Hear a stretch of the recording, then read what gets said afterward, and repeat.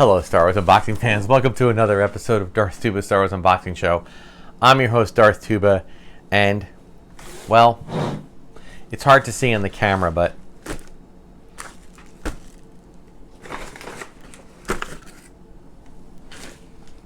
as you might see,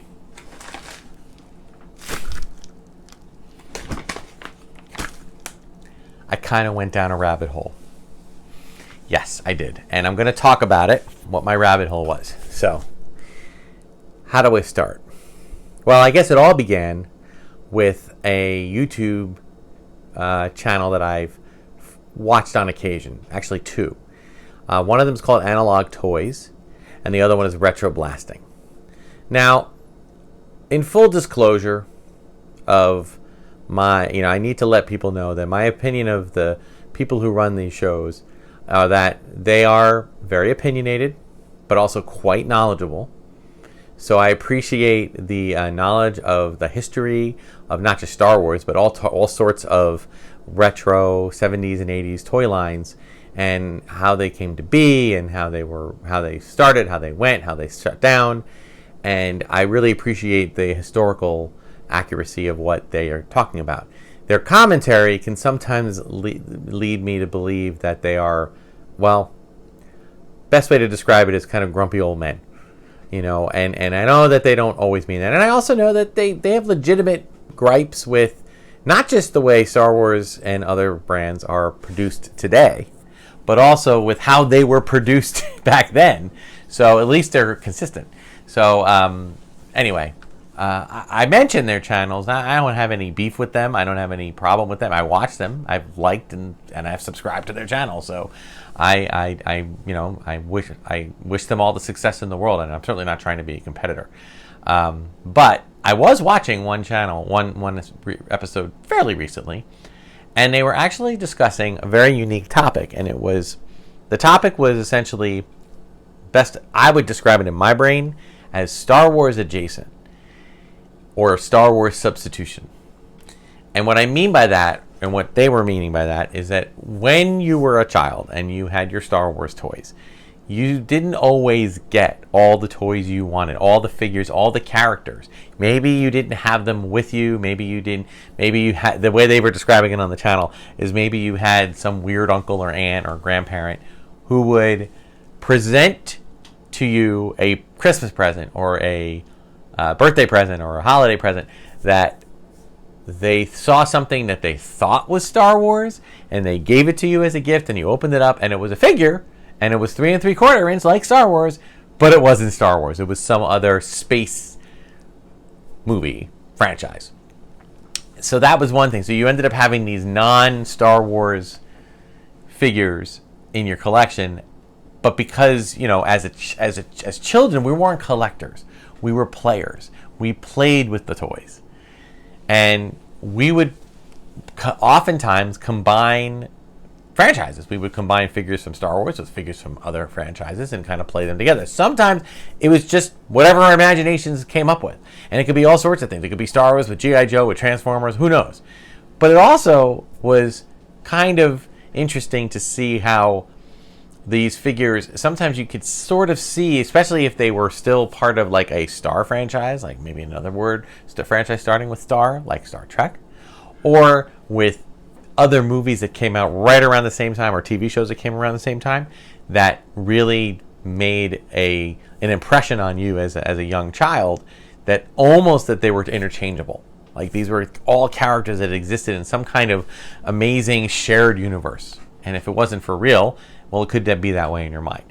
So because of that, and because of the fact that I have collected, and I have a full collection, complete, of every vintage figure, but it's still fun to hunt for figures. It's still fun. The hunt is fun. That's why in a previous channel I talked about how much of my channel is going to be steering into going to vintage toy stores, vintage toy shows, and flea markets to look for different types of vintage Star Wars. All right. I kind of fell into a rabbit hole and started looking on eBay. Yes, some people swear by eBay. I do swear by eBay. I'm not as much of an eBay seller as I used to be, just because they now make you fill out all sorts of other paperwork for that, and it's just, it wasn't as simple. It's more complicated than it used to be. To buy, it's pretty simple. You bid on something. If you win, you submit your payment through whatever their system is, and boom, it comes to you in a few days, or you get refunded. So it's pretty simple as a buyer.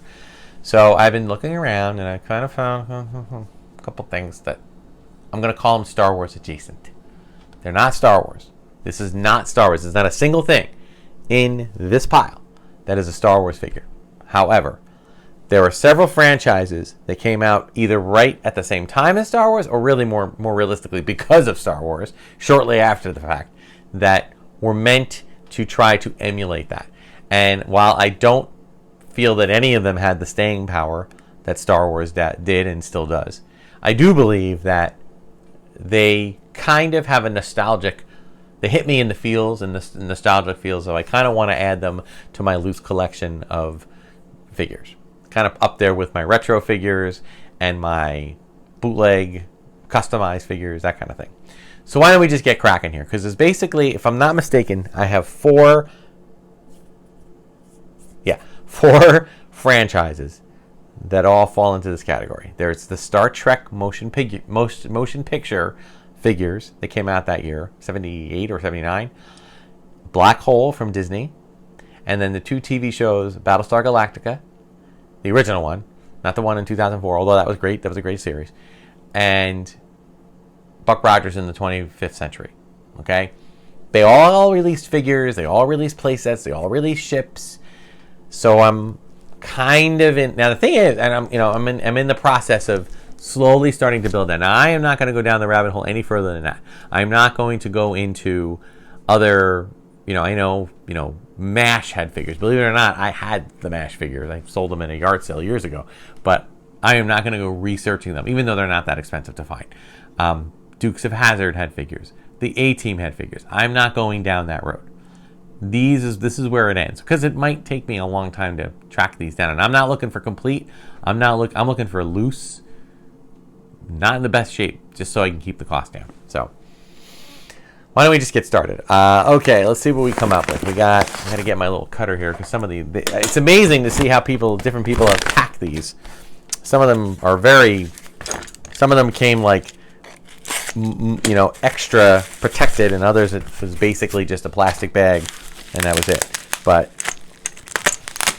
I enjoyed all of those things. I will say I didn't keep up with the series as much, and I think some of these I did have as a child. But all right, we got the Cylon from Battlestar Galactica. One season. We got one season of Battlestar Galactica.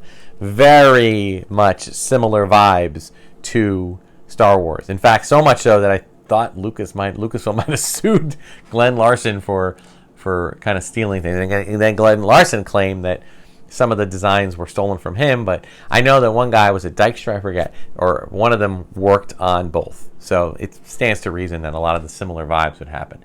Again, none of these figures are in the best of shape. I'm going cheap. I just want representation. And this one, I remember having this as a kid, and it's 4.4 POA. Head, arm, and waist spinning. The legs are absolutely still, which I didn't quite get. It's kind of a similar vibe to the new stuff you can get at Five Below today. So I don't know. That wasn't all that great. Let's look at the next one. I have pre-opened these because I was separating those who've watched last week's episode or the last episode about bootlegs and customized figures. I didn't want to mix up the two. All right, so fancy. I got to get me some of these Ziploc bags, but I won't say that sometimes it's just easier to cut them. Yeah. Oh, okay. And now we have one for Buck Rogers. Unfortunately, this one, man, I don't even know if this guy's going to stand. This is the Draconian warrior, but look at how like his legs. He's like a hula dancer. Oh my goodness. This is all right, but now there are ways. I got to look online. I know Toy Polloi is another YouTube channel, which I love because he shows you ways that you can repair toys. And this toy is put together using, it's got a little more articulation than the Star Wars figures. So in some ways, it used to be more superior to Star Wars because it had better articulation. It had knees and elbows. But the way the waist was put together was with a string, like a tight string, but the string gets loose over time, and then you get this wiggly thing. So I'm gonna have to just kind of have him sit. All right, moving on. I'm already at 10 minutes, so let me get going here.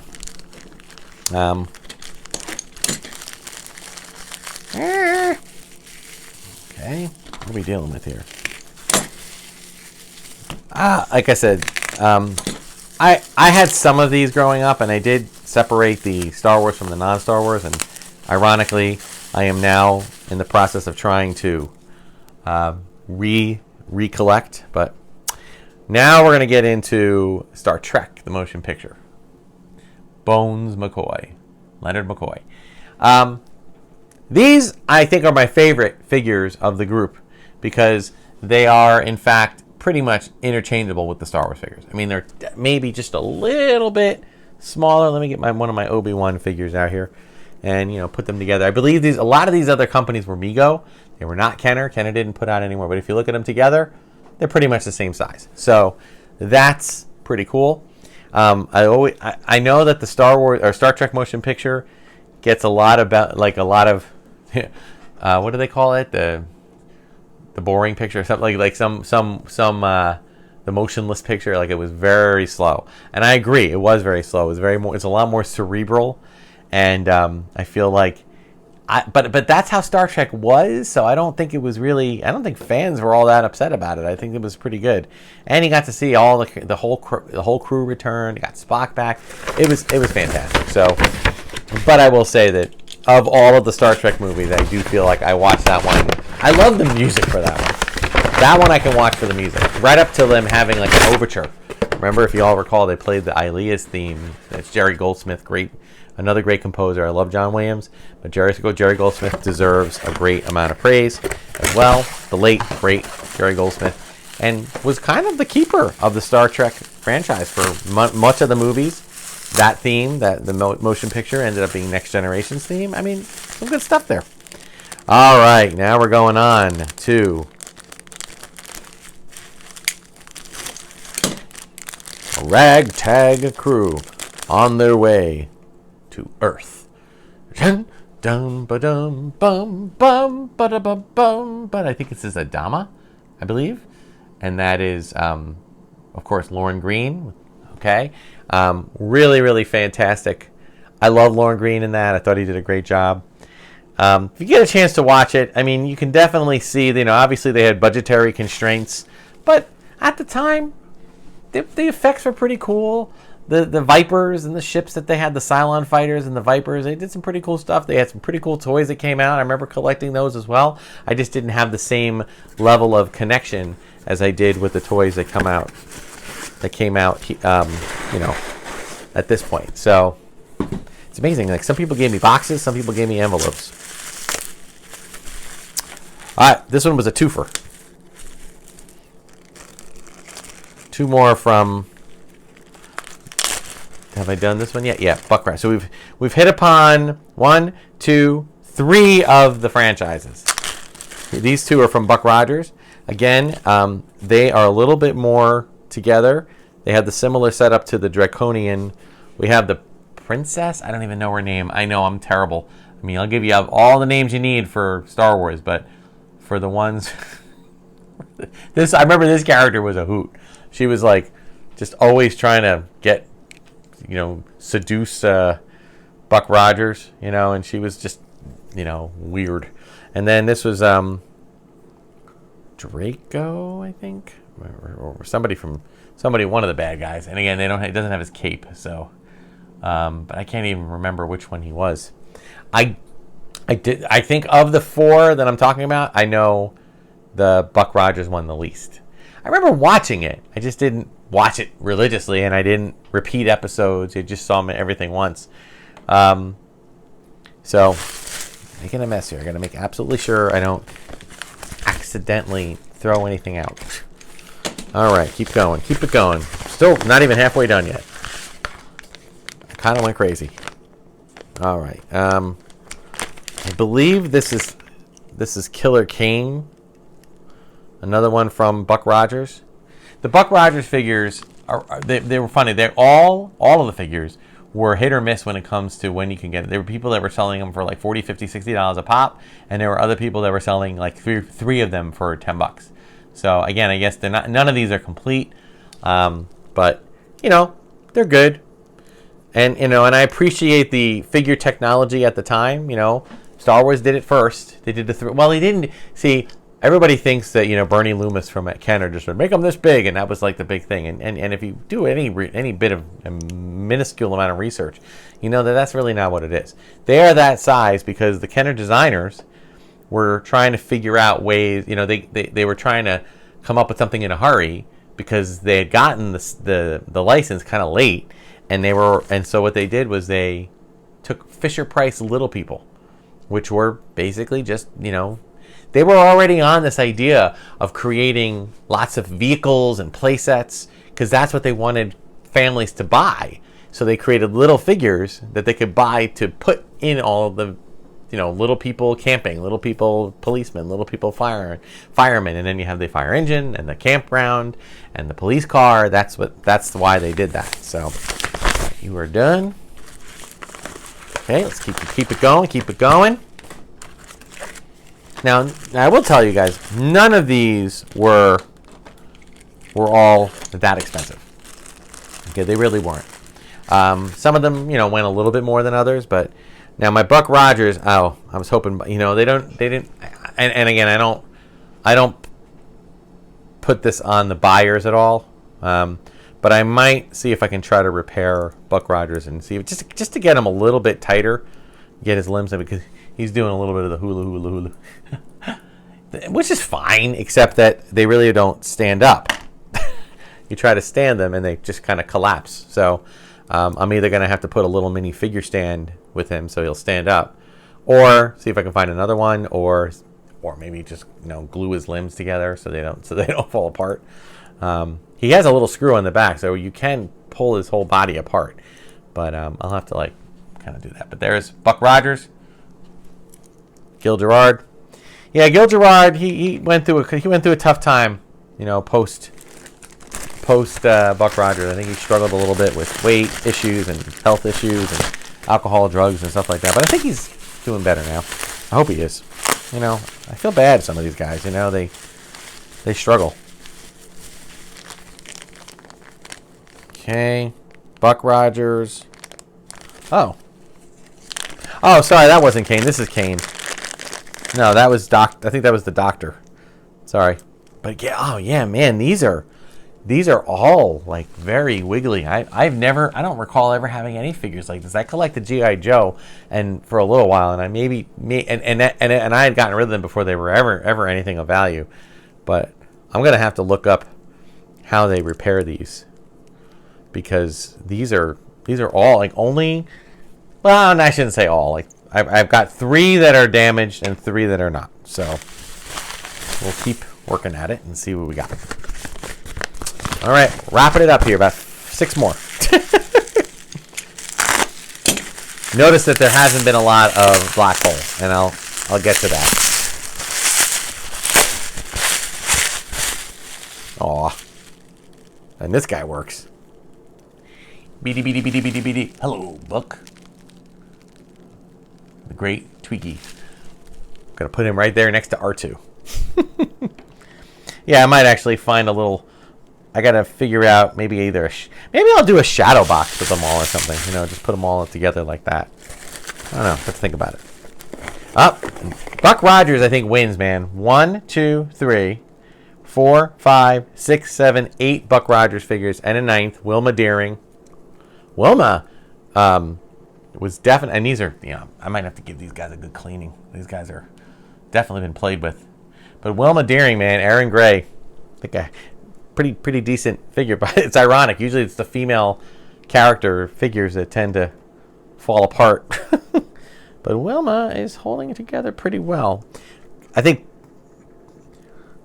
I don't know, I got to see if I can get her to stand. Yeah, no. I think in her case it's just too brittle. All right, so got 4 more boxes here. Oh, this one's another twofer.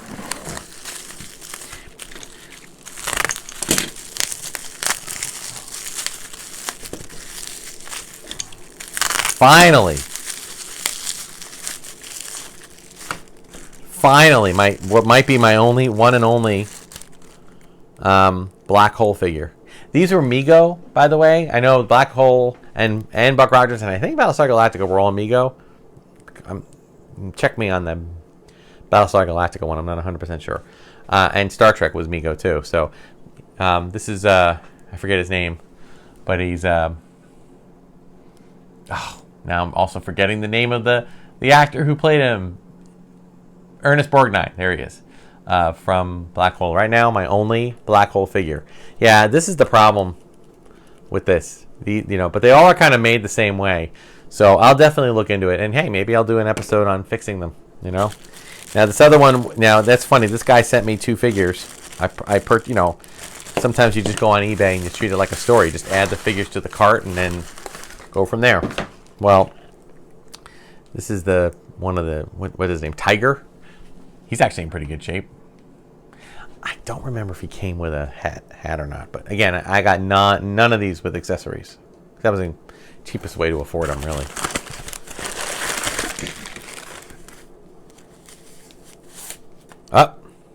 Similar to Ernest Borgnine, we got Scotty.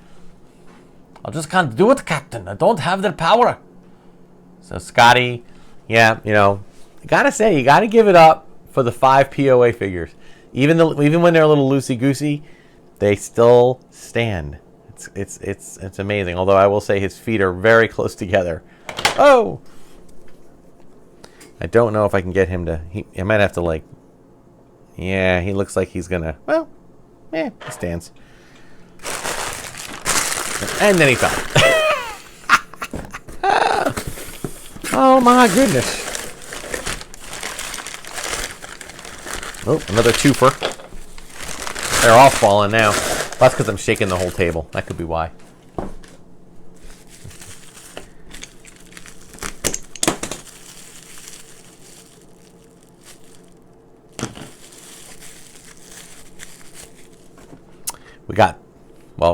We have Mr. Spock. I offer off my services as science officer. I remember seeing him for the first time on screen as Spock. Now, mind you, I was 79. I was 79? Yeah. I was 8 years old. I was born in 71. So I was 8 years old. And he comes out on the screen. And I've been watching the old Star Trek for years. And I was, by the time I was 8, I was old enough to realize that syndication didn't mean that the show was on now. It meant that the show had been on years before. And it was before I was born. So to see him come on, even though it was only really been about 8 years or 11 years later, still it just was like, oh my God, it's Spock, he's back. So really cool.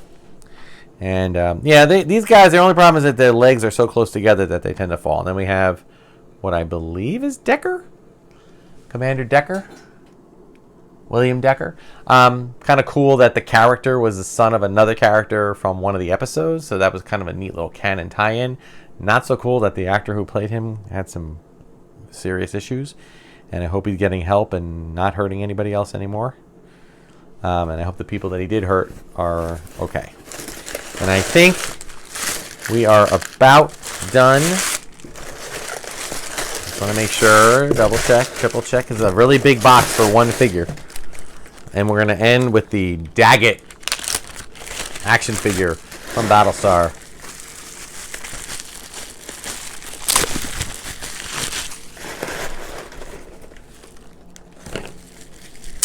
This is, oh, jeez. I know this one will be fine no matter what because he's on all fours. I do think like most of these, when you get them loose, they are missing the tail. Yeah, so maybe I'll look on eBay for just a Daggett tail.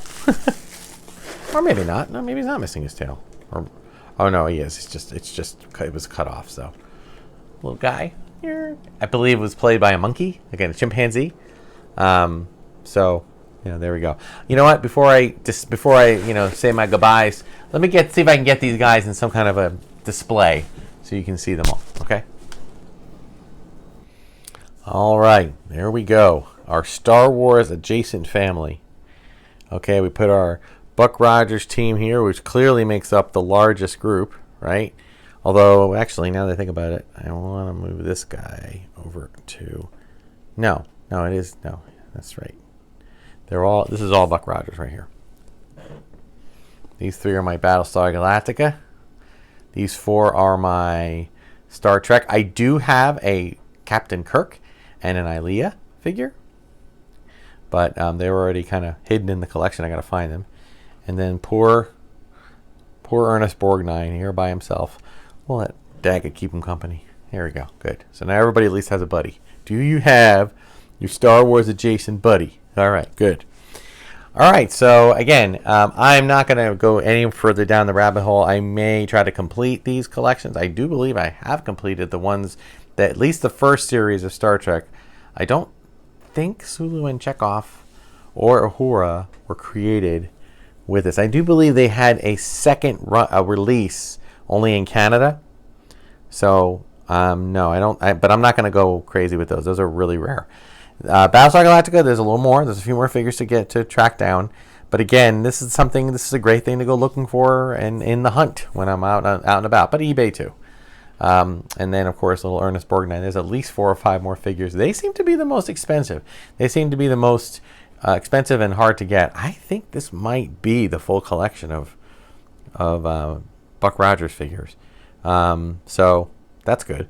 But again, my big goal with these is to either try to repair these 3 figures or to replace them with figures that don't, don't do the hula. Nothing against the hula, but I don't want my figures doing them when they can't stand up. All right, guys, that'll do it for this episode. I hope you guys enjoyed it. I promise you, it's going to stick mostly to Star Wars. I see all these other vloggers that go collecting and they go out and they go after like 20 to 30 different franchises, and I don't want to go crazy. These just kind of fit in the Star Wars universe as figures that we played with adjacent to our Star Wars characters, and they'll be nice to put on display in dioramas and things of that nature. Maybe even as a kind of, where's Waldo kind of thing. Can you spot the one of these things is not like the other? Can you spot them? All right. So thanks so much for watching, guys. All right. Like, subscribe, hit the notification button. Check out all my other content. Check out all the other content on Red 5. Thank you, Red 5, for supporting the channel. See you in the next video. Until next time, may the Force and the toys be with you. And live long and prosper. And I don't have anything. Oh, and so say we all. And when you wish upon a star. I don't know. All right. Take care, guys.